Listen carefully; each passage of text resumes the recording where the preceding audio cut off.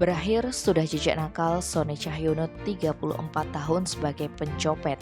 Pria itu berhasil ditangkap Polsek Kuta Utara setelah aksinya yang ketiga di sandbar di Jalan Pantai Batu Bolong, Banjar, Canggu, Kuta Utara, Badung.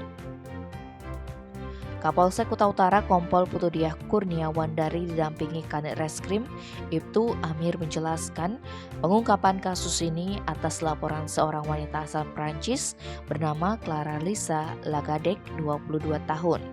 Bermula ketika korban menikmati musik sambil berdansa di tempat kejadian perkara pada Selasa 6 September pukul 1. Bule yang menginap di Villa Senom Jalan Umalas, Kerobokan, Kuta Utara itu membawa iPhone 11 dan diletakkan di saku celana. Tapi saat ingin mengeluarkan ponselnya didapati sakunya telah kosong. Tim Opsnal Reskrim Polsek Kuta Utara yang menerima laporan tanpa buang waktu mendatangi lokasi untuk melakukan penyelidikan karena diduga saat itu pelaku masih di TKP. Petugas serta security memantau pengunjung dan mencurigai lelaki yang sedang minum-minum beralkohol dan menikmati musik.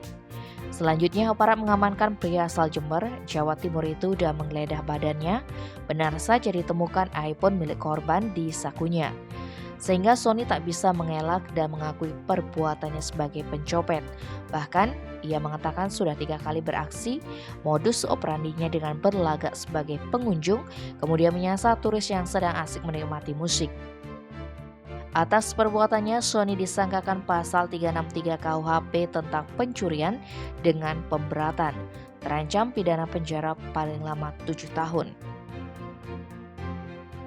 Tim Bali Express melaporkan.